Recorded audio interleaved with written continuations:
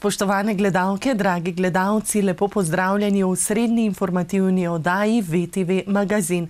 Tokrat smo za vas pripravili naslednje prispevke.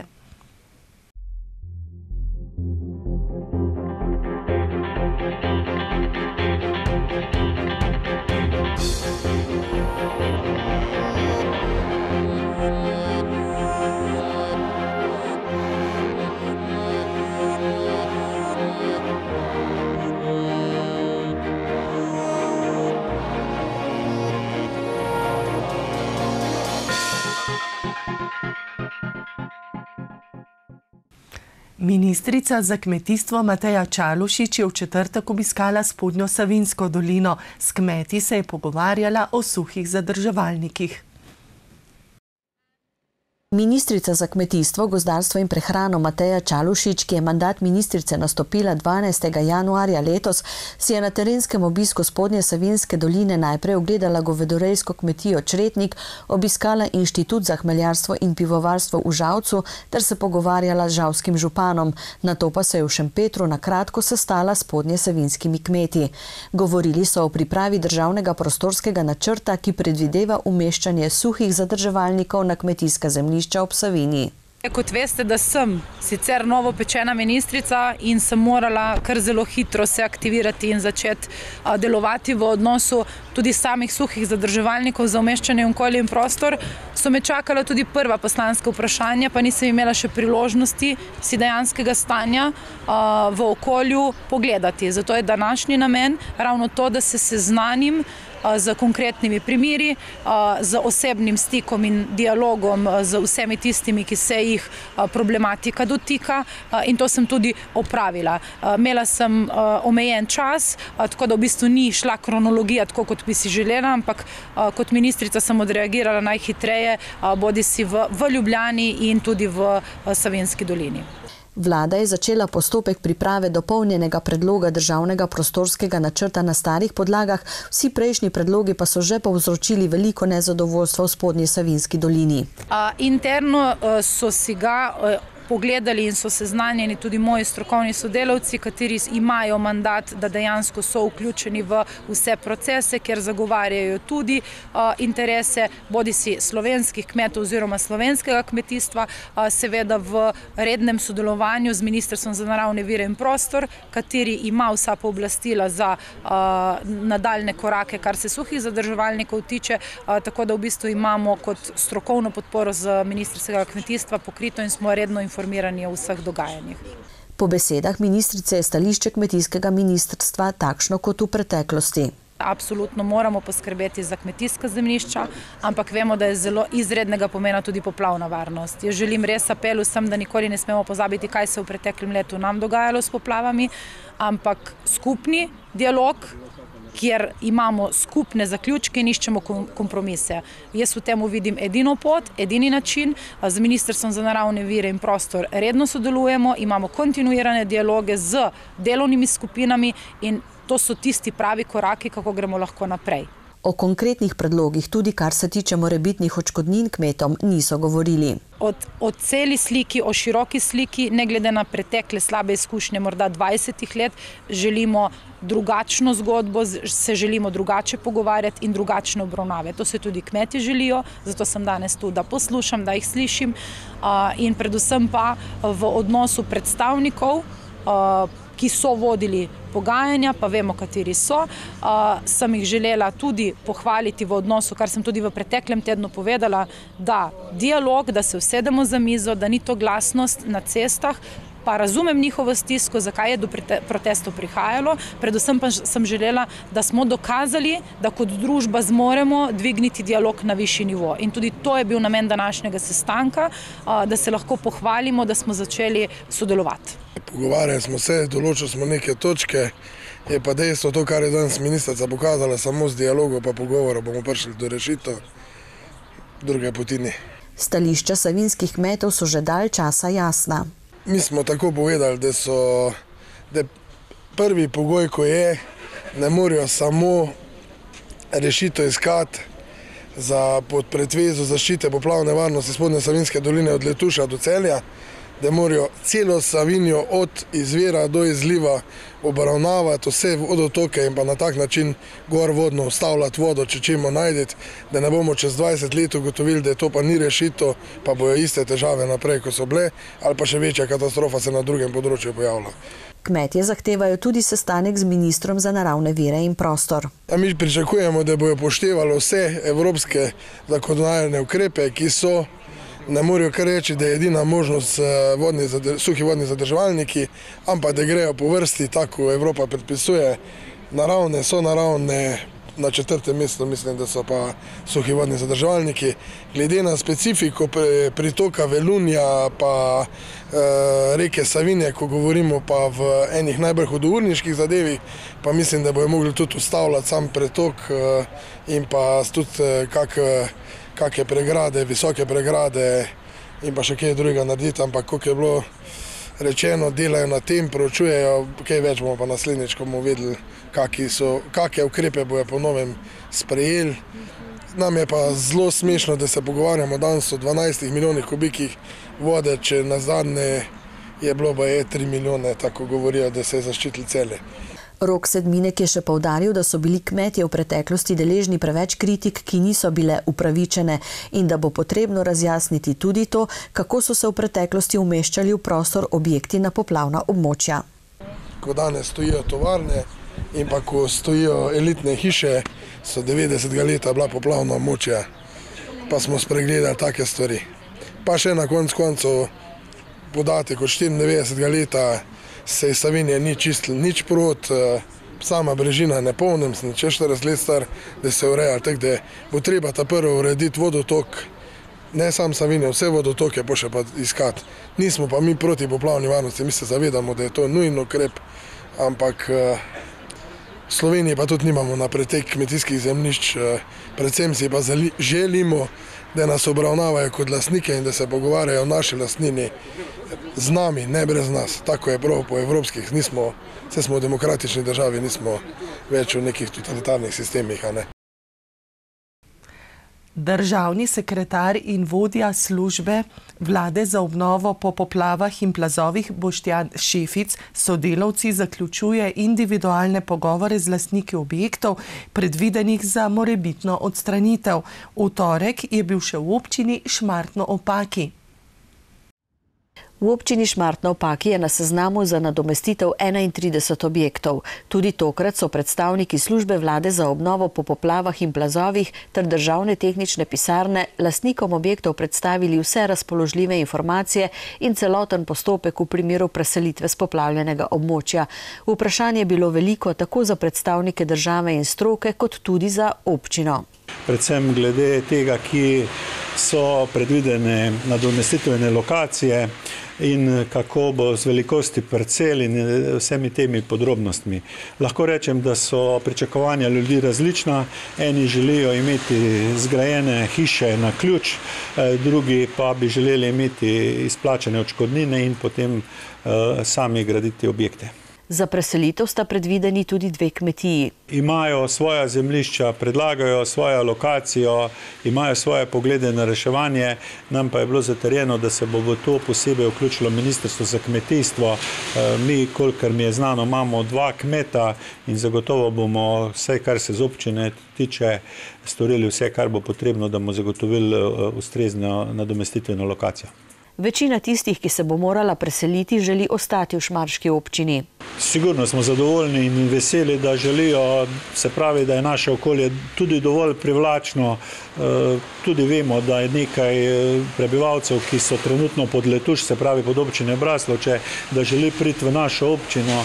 Vsakega bomo veseli in vsak bo dobrodošel. Za vsega se bomo potrudili, da bomo našli čim bolj skupen jezik, da zagotovimo lokacijo. Območja za nadomestitvene gradnje so sicer že našli. Torej, strani ministra za naravne vire je velika podpora. Glede teh sicer mi še uradno nismo dobili sklepov vlade, da bi lahko te zadeve pričeli. Smo pa že pravzaprav naročili tako en OPPN kot tudi eno lokacijsko preveritev. Torej, začeli smo aktivni na tem in seveda želimo te aktivnosti tudi še pojačati. Kot je povedal državni sekretar in vodja službe vlade za obnovo po poplavah in plazovih Boštjan Šefic, so pogovori z lastniki objektov predvidenih za nadomestitev potekali dobro. Ljudi seveda zanimajo številne informacije, podobno kot v vseh ostalih občinah, pravzaprav kakšnih velikih razlik, kar se tega tiče, ni. Tudi njihovo odločanje je nekje približno enako kot v ostalih okoljih, ob tem, da seveda tudi v tem primeru bodo nekateri še počakali na cenitve in se potem dokončno odločili, za katera opcija bo za njih najbolj primerna.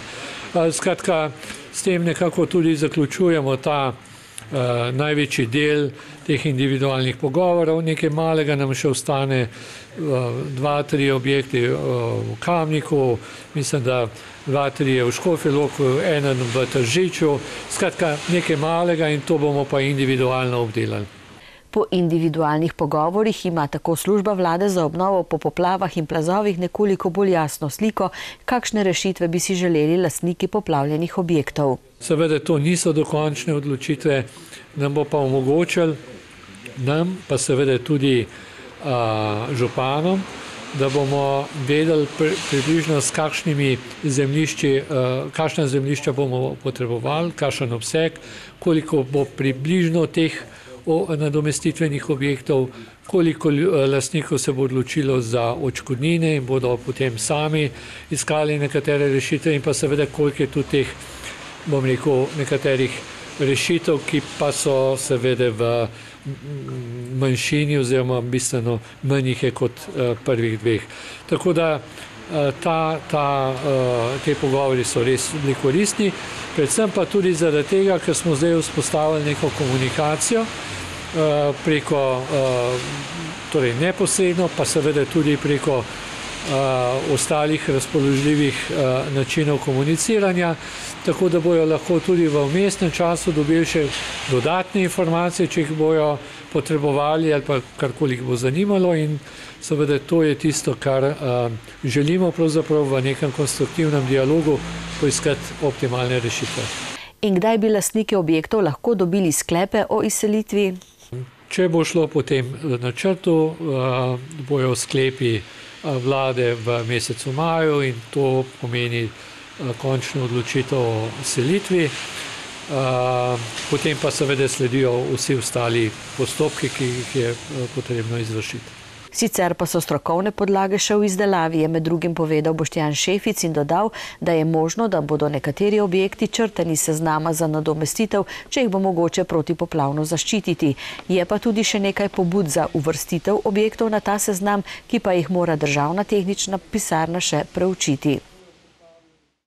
Podjetje Epicenter iz Ljubljane je z mestno občino Slovenj Gradec izvedlo anketo o zadovoljstvu občanov.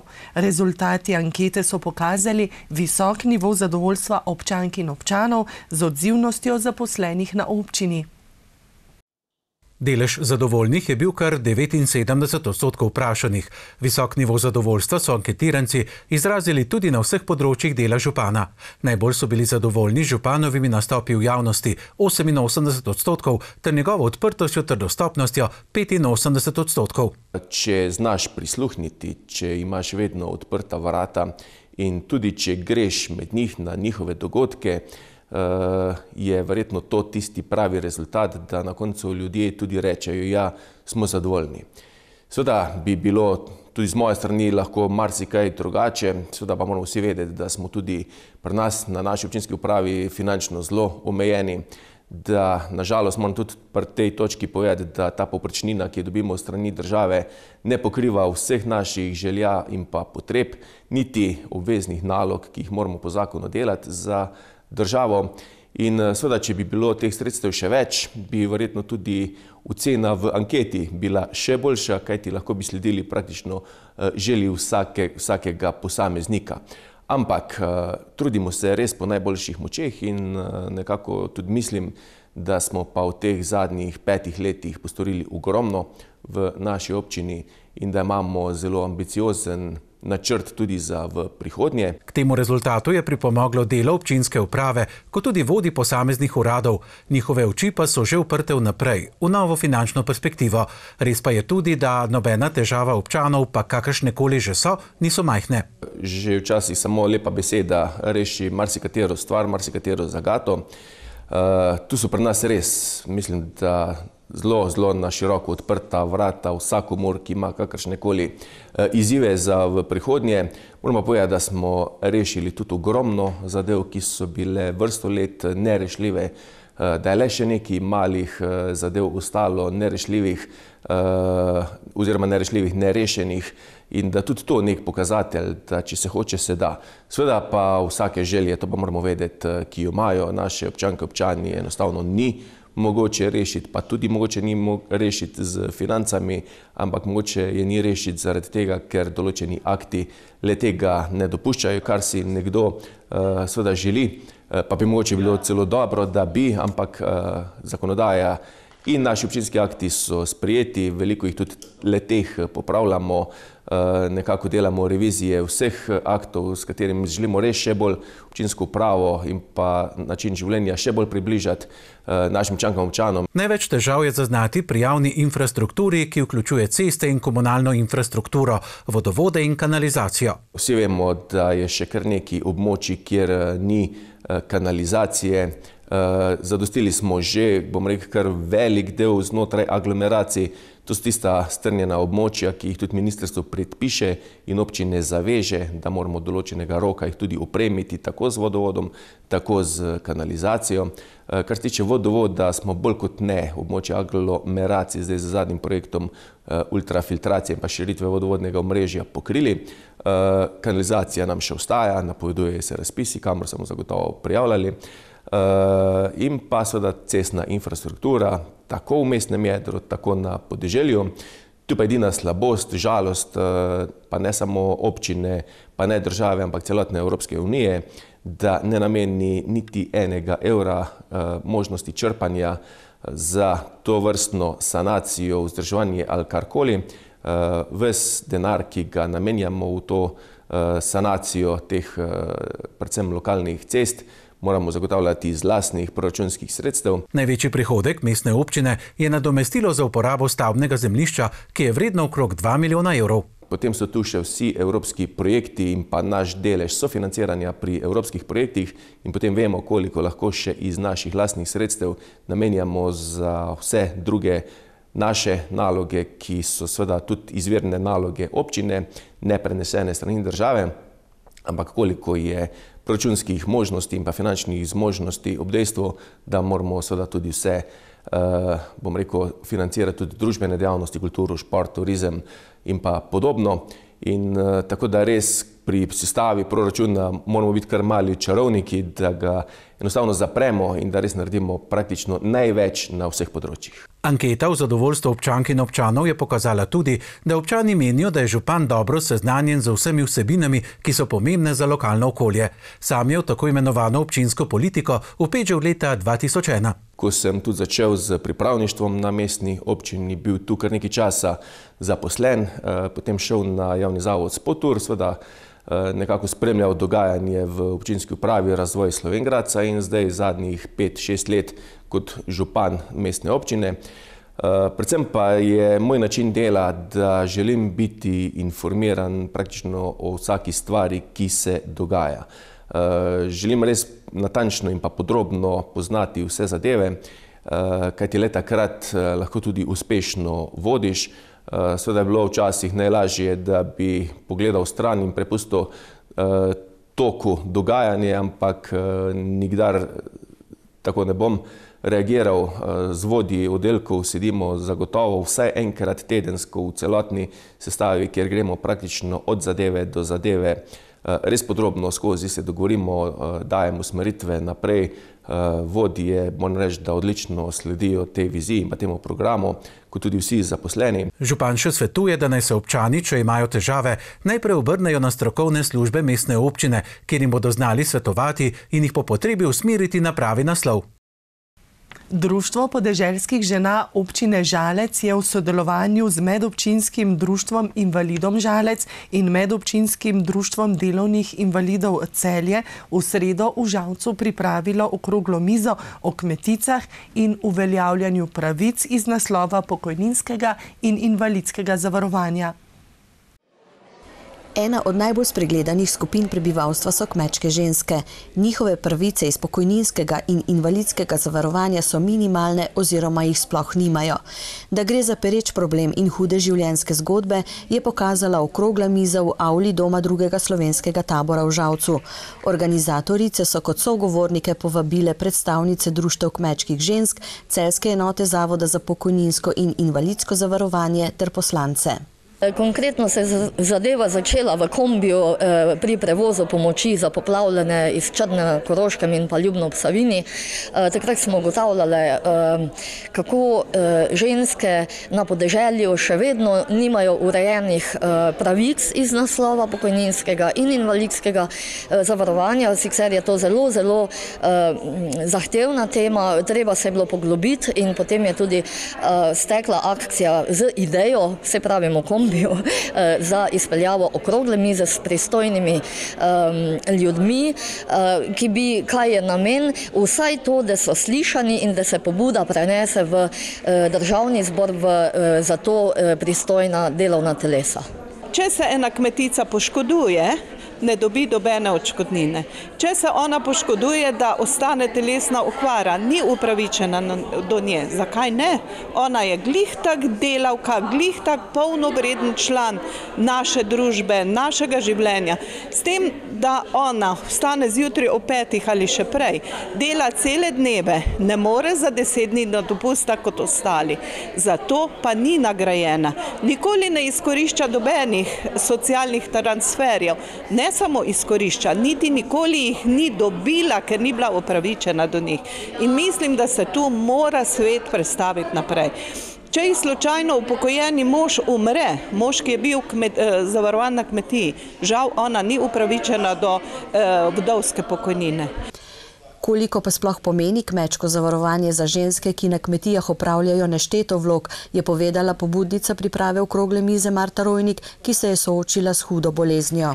V bistvu sem želela, da se me zaposli za skrajšan delovni čas ali morda celo invalidsko pokoji za 4 ure ali celo za 8, ne vem.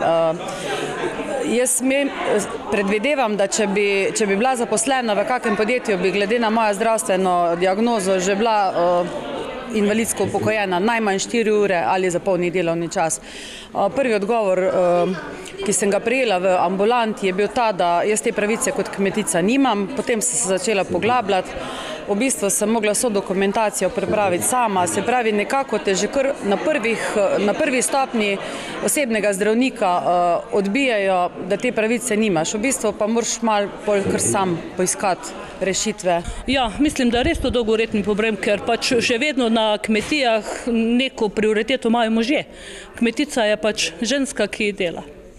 Ja, jaz sem zelo žalostna. V svoji okolici, skoraj da so moje sosede, imam 3 kmetice, ki so mlade, ostale vdove, niso dosegle tiste starostne dobe in nikoli v življenju ne bojo dobile pokojnine po možih. Jaz lahko rečem samo to, da sem že leta 2017 ob nazivu kmetice leta nekako se oglasila glede kmetic, ki so ostale same, brez vsega, no, lahko rečem temu tako. Kajti starostna pokojnina se je takrat ukinala malo prej, potem pa so te ženske, ki so bile zavarovane seveda kar po možeh, enostavno ostale čisto brez denarja na svojo starost, kar posledično pomeni za sabo tudi branje, ki je pri 80 letih, 70, 80 letih na tržnici, nobenih pravic seveda tudi ne. Sama pa lahko izpostavim tudi svoj primer, da ker smo imeli premali katastrski dohodek, ne glede na to, da sem solastnica kmetije, preprosto so želeli mene zavarovati po možu.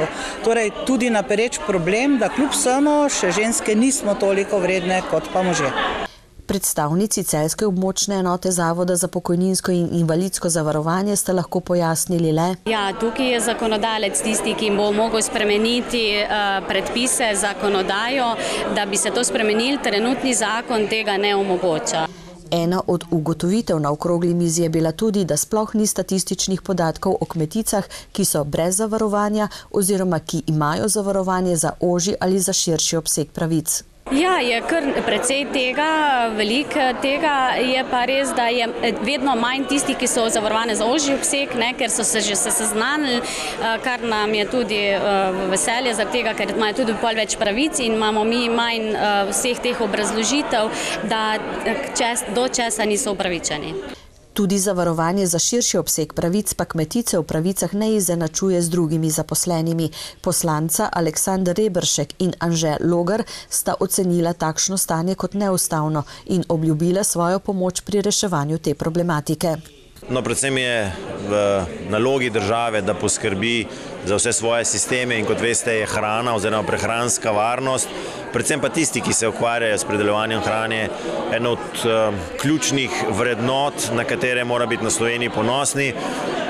Ko so me kontaktirali za organizacijo te mize, sem se tudi sam pozanimal, da so določene pravice, ki so priznane oziroma niso priznane kmečkim ženam, v neskladju s tem, kar dejansko pričakujemo od kmetijstva in na ta način sem svojim udeležbo tudi prikazal svojo podporo temu, da se zagotovi ustrezno varstvo tistim damam, ki v bistvu podpirajo 3 vogale tudi na kmetiji. Poslanca sta predstavila tudi svoj pogled na trenutno veljaven pokojninski sistem, ki dolgo ne bo več vzdržen, saj se bo število zaposlenih in število upokojenih kmalu izenačilo. Kljub temu pa načelo solidarnosti zahteva enakopravnost vseh državljank in državljanov. Da se zagotovi enakopravnost kmetic, ni potrebnega veliko denarja. Poslanec Aleksander Reberšek je napovedal, da bo v ponedeljek na zasedanju Državnega zbora v zvezi s tem podal poslansko vprašanje in pobudo. Organizatorice okrogle mize pa so poslancema tudi uradno predale 3 pobude. Da se pregledajo obstoječe pravne podlage za zavarovanje kmetic s predlogi za ureditev pokojninskega in invalidskega zavarovanja, ki bodo vzpostavili enakopravno razmerje pri uveljavljanju teh pravic za kmetice. Da se določi obvezno zavarovanje kmetice v primeru višjega katastrskega dohodka, prav tako pa so podale pobudo za sofinanciranje porodniškega staleža. V AMZS centru varne vožnje na Vranskem so pripravili novinarsko konferenco pred začetkom nove sezone v motošportu in kartingu. Pričenja se nova sezona v motošportu in kartingu v mednarodni konkurenci. Ob tem so v AMZS centru varne vožnje na Vranskem pripravili novinarsko konferenco. V imenu Avtomoto zveze Slovenije, Nacionalne športne zveze za motošport in karting, je zbrane pozdravil Luka Mežan, vodja področja Avtomotošport pri Avtomoto zvezi Slovenije in predstavil ključne aktivnosti v letošnjem letu. V bistvu vsi koledarji za državna in pokalna prvenstva, pozivne in ostale dirke so že več ali manj objavljeni. Čaka nas preko 40 dirk v bistvu doma. Ogromno nastopov na evropskih in svetovnih prvenstvih, ker veliko fantov je danes tukaj. Se pravi MXGP, potlej Jaka Peklaj se bo tudi kakšne dirke MX2 in pa evropske 250 udeležil. Nekaj fantov imamo v evropskih 125 motokrosov in pa 65 in 85 razredu, ki bo pa tudi prva dirka v Brežicah že prihodnji mesec oziroma v aprilu. Bodo se udeležili svetovnih kvalifikacij, se pravi kvalifikacije za GP, svetovno prvenstvo do U21 in pa za članske kvalifikacije. Letos tudi prvič premierno evropsko prvenstvo za mladince v trialu, nas bo Lovro zastopal, tako da to bo zelo lepa predstava. Tudi letos bo imela Slovenija svoje predstavnike na tekmi Pokal narodov. Upam, da s tako močno zasedbo kot lansko leto in pa, če bo malo sreče, tudi boljšim rezultatom. Že lansko leto je bil super rezultat, smo vsi zadovoljni. Potlej imamo svetovno mladinsko prvenstvo, ki bo v Romuniji, in pa Evropski pokal narodov, ki bo v Romuniji, svetovno mladinsko bo pa na Nizozemskem. Speedwayisti se bojo ležili Speedway of Nations, potlej bojo Evropsko prvenstvo vozili, pa Evropsko prvenstvo parov in pa Evropsko prvenstvo parov do 250 kubičnih centimetrov. Naš najboljši motokrosist in 5-kratni svetovni prvak v svojem razredu, Tim Gajser, je povedal, da je prostora za napredek še dovolj, kljub vsem uspehom. Dobro, da si dobro pripravljen, predno se sezona začne, ampak sam iz svojih izkušenj vem, da ni najboljše biti 100% pripravljen, predno se prva tekma začne za svetovno prvenstvo, tako da probaš nekako tretirati, ne vem, vse priprave, da na prvo tekmo priješ tam okoli 90% pripravljen, da potem lahko še to nadgradiš, saj vsi vemo, da je sezona zelo, zelo dolga, čaka nas 5 mesecev, res ogromno potovanj, 20 Grand Prixov po celem svetu. Tako da, ja, moraš biti konstanten, telo mora to zdržati, tudi mi smo samo ljudje, tako da nismo roboti, tako da res moraš to dobro balansirati, bom rekel, z treningami, potem tudi z počitkom. Ampak ja, jaz mislim, da je ogromno stvari, na katerih še lahko delamo, še lahko napredujemo, da bomo še boljši. Ob Timu Gajserju bo prvič v elitnem razredu MXGP tekmoval tudi Jan Pancer. Prostor za napredek je zmeri, tako da v bistvu povsod sem probal zdaj še po teh pripravljanjih še dodati, še biti boljši.